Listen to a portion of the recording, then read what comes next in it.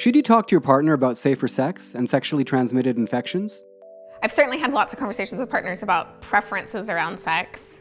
I don't know about safer sex per se. Right before we're going to have sex for the first time, it becomes a kind of urgent conversation. It's often like while you're in the heat of the moment, right? But it's really important to me to make sure that we are using contraception. Before I get to the point of thinking about having sex with somebody, I want to know their relationship history. And so I've had conversations with them before about, do they generally have one partner at a time or multiple partners or just things like that that would help me make a judgment call about my own level of comfort or risk. The men I've been with have often gotten tested pretty regularly and share the results of that with me. So yeah, it hasn't been a big issue for me. Have you ever been tested for STIs, John? I actually got tested just recently. I often go to the Options for Sexual Health clinic, and what I wind up doing there is giving a urine sample, and then they write me up a requisition form, and I go to a lab and give a blood sample. A reason why I will get tested for STIs a lot of the time is if I'm starting in a new relationship with somebody, and then as well just because, you know, I do have multiple partners in my life.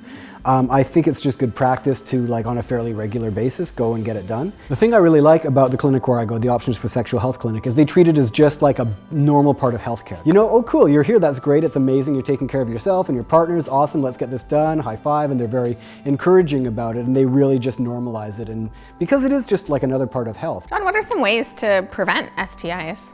Some sexually transmitted infections are transmitted through bodily fluids, things like semen or blood or vaginal fluid or rectal fluid. Putting actually like a barrier of latex in between really cuts down on, it either cuts down on or eliminates the amount of bodily fluids that are getting from one person to another.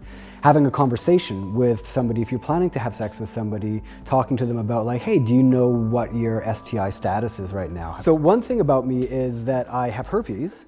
So what often happens is before I even actually decide that I'm going to meet somebody face to face, I would say to them, oh, by the way, here's the thing about me. Fun fact is that I have herpes. And in some cases, people are like, no, that's a deal breaker for me, and I just can't, I refuse to take that risk. And that's great. They're taking care of themselves and like being true to like what their risk tolerance is. But in other cases, people have been like, oh my God, I'm so glad you're talking about this right now. Like, high five for being a grown-up. You're exactly the sort of person I'd like to meet in person. It would make somebody feel like much more attracted to somebody that has that kind of authenticity or honesty, right?